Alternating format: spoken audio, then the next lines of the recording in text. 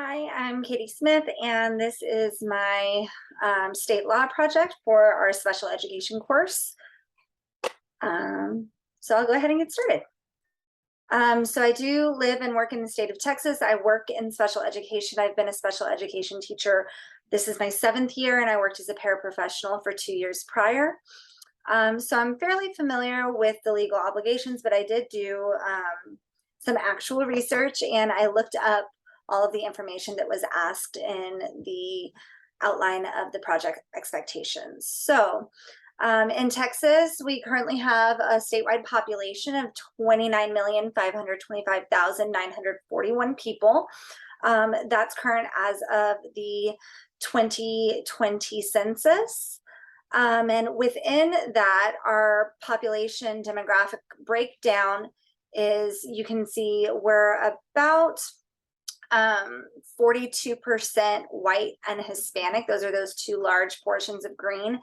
And then the remaining about 20% is comprised of Black, Asian, and American Indian. And so we have quite a wide range of populations that we serve and demographics that we serve. Within our total population of students in Texas, 11.3% are identified with special education eligibilities. That translates to roughly 605,000 students within the state of Texas that are currently receiving special education services under IDEA. Our current education commissioner for the Texas Education Agency is Mike Murat, and his deputy education commissioner of special pops is Jennifer Alexander. So Texas does have a provision for early childhood intervention services, and so from birth through 3 years, that happens through ECI.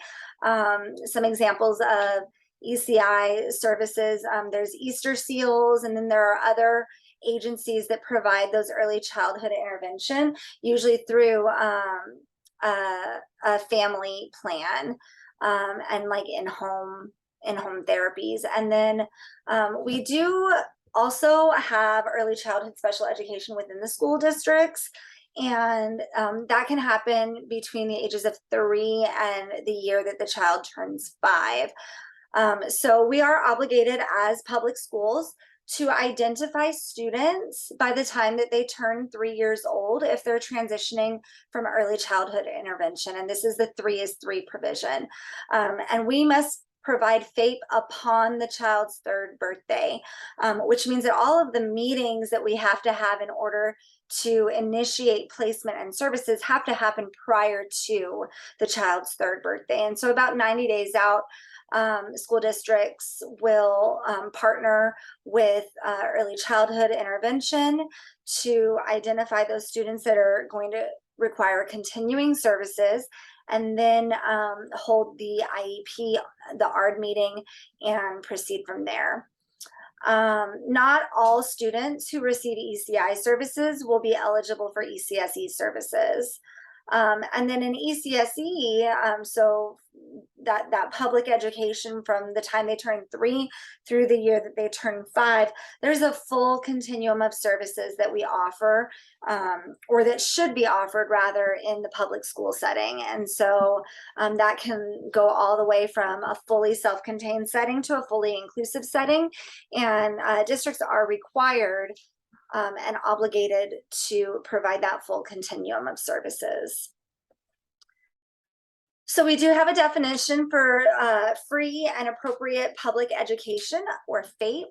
According to the TEA website, that is that IDEA requires that each public school provide services to eligible special education students in the LRE and in accordance with each student's IEP. And so FAPE, in layman's term, in Texas, is that we're providing services to those students who qualify for them in their LRE, and that we abide by the IEPs that are agreed upon with the committee.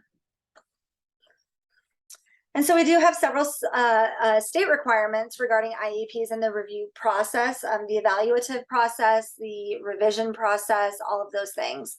The first is that we have to obtain consent for evaluation, for placement, for excusing an ARD member from the committee when we hold the ARD meeting. We have to obtain consent from the parent before we do any of those things. The next is that we're required to respond to parent requests for evaluation within 15 school days. And then there are additional timelines for the evaluation process. So it's 45 days to complete the evaluation, and then an additional 30 days once the evaluation is complete to then hold the IEP meeting. But again, if it's a 3-3 ARD, all of that evaluation process and IEP meeting has to happen prior to their 3rd birthday. If the parent requests an evaluation, we have to respond to them within those 15 school days. A prior written notice in the parent's native language or in a language in which they understand is required within 5 school days when we evaluate, when we change or initiate placement, and when we refuse to change or initiate placement. So if the parent is requesting a change in placement and we find as a school district that that's not the most appropriate, which should be done in conjunction with the parent. But if we refuse to change or initiate a placement at the request of the parent, we have to provide a prior written notice within 5 school days. That's 5 days before the ARD meeting. So they have to be provided with that. And then the ARD process, they can waive that 5 school days. But unless they waive the 5 school days, then it would be 5 days later that the IEP would go into effect. The 4th requirement regarding IEPs in the review process is that the committee must include an admin or school representative, a general education teacher, a special education teacher, the parent, any evaluators that have done a recent evaluation and are needed to interpret the results of that evaluation. So that's your LSSP, your occupational therapist, your physical therapist, and your speech therapist. The child, when it's appropriate, we want to include the child in the process where we're making all the decisions that impact them. And then if appropriate, a language proficiency committee member should be in attendance. So if the student is identified as being limited English proficient, then we need to have an LPAC committee member there as well. Additionally, students have to be evaluated or reevaluated at least every 3 years. So that reevaluation, it's a triannual. So every 3 years, we have to revisit the evaluation process and update any evaluations that need to be updated. The IEP revision happens every year. So every year we look at that IEP. We go over the everything we had in place for the prior year. We determine if it was appropriate, if it continues to be appropriate, whether we need to make any revisions, whether we need to change anything to provide support in the coming year. And then the last one is that we do have to make sure that the IEP contains measurable annual goals. And then we have to lay out a plan for how we're going to report progress on those goals. How often are we going to report progress? How are we going to provide that information to the parents, etc. So the state's disciplinary procedures for students that are identified as special education, we do have 2 main kind of tenets of disciplinary procedures as it relates to students in special ed. The first is the 10-day out of placement protocol or guideline requirement, really, which states that a student who is identified as special ed can only be out of their placement as written in the IEP for a total of 10 days.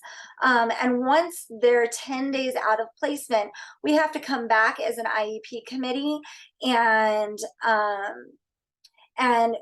revisit whether their current placement is appropriate or whether they require a more restrictive or less restrictive placement. Sometimes we see discipline issues because a student's placement is inappropriate. And so we have to revisit the IEP if they've been out of their placement for 10 days. The other kind of pillar of disciplinary procedures is this manifestation determination. And all that this means is that we have an obligation to students to determine whether discipline issues are a manifestation of their disability that they're identified with. And so if a student is engaging in behaviors that are a disciplinary issue and they're a direct result of their autism, then those things need to be addressed through the IEP and not through discipline measures. And so what a manifestation determination does is it allows us to look at the behaviors in question, the the problem behaviors that are causing discipline issues, and then determine whether or not we need to implement, create or implement a behavior intervention plan. If they have a behavior intervention plan in place, does it address the current behavior that is causing the disciplinary referrals? If not, we need to revise that behavior intervention plan. And we also need to look at, sometimes the behavior intervention plan covers some behaviors but not others. Do we need to add a behavior so that it's covered?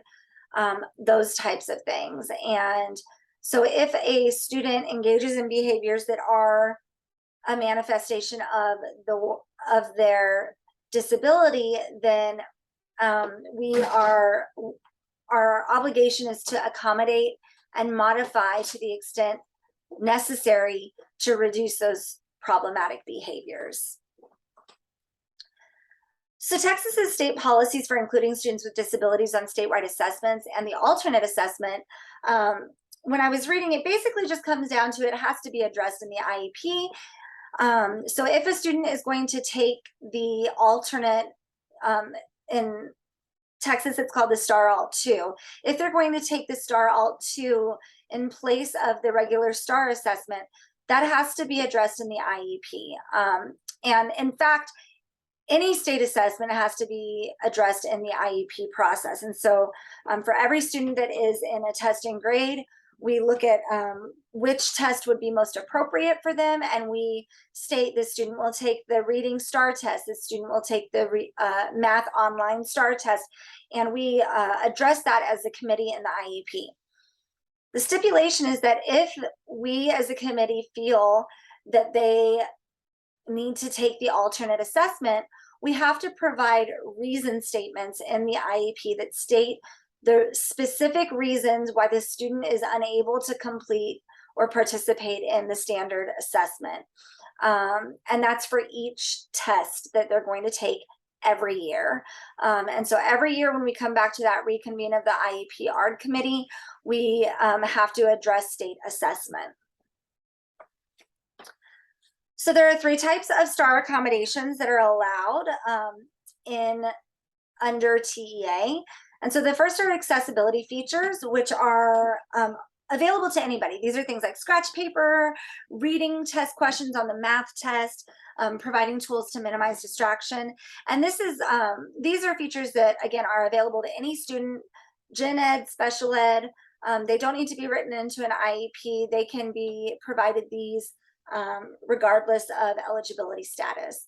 The next step up is designated support. So these are locally approved accommodations, and they're for students who meet criteria standards. So these are your special ed students that are using these accommodations and modifications regularly in the classroom and are being successful with them. So anything that's listed in the STAR accommodations and modifications for a student must also be listed as an accommodation that they're using in everyday life. So these are things like basic transcribing, calculation aids, and content and language supports.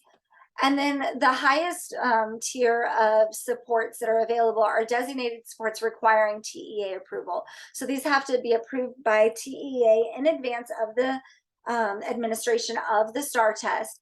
And there are things like providing an extra day, a math scribe, complex transcribing, and these again have to be shown to be useful for students in the classroom every day, not just something extra for the STAR test. So Texas's requirements for secondary transitions We have to, no later than when a student turns 14 years old, start planning for transition.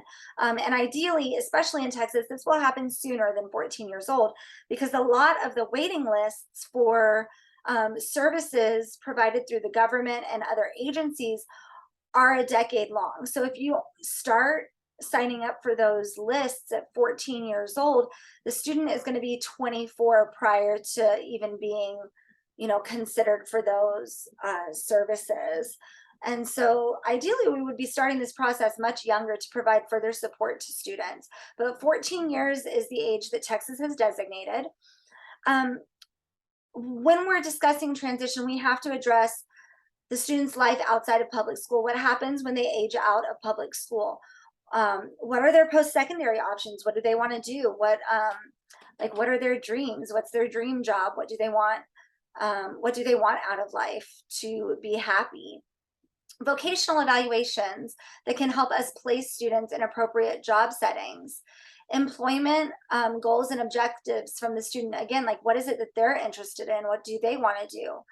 Not every student, even in gen ed, is going to go to a 4-year college, and that's okay. But students with special needs that have special ed eligibility, we're required to explicitly plan for these things for them. Independent living goals and objectives. What skills does a student need in order to be able to live as independently and self-sufficiently as possible? And then referral to government agency for services and public health benefits. Again, those lists are really, really, really long, and so we want to do that sooner rather than later. All right, Texas's rules for graduation requirements for students with disabilities. We provide services until a student earns a regular high school diploma or the year that they turn 22. So it's technically the year, the school year in which they turn 21. And so we have to plan for that. If they don't get a high school diploma, we, if it's appropriate for the student, can continue providing services up until their 22nd birthday. We do have to provide a prior written notice for termination of services if we are ending services, even if it's because the student is graduating with a regular diploma. If they're still labeled and identified as a student with a special education eligibility, we have to provide that prior written notice for the termination of services. We have to provide the student with a summary of progress in both academic and functional achievement.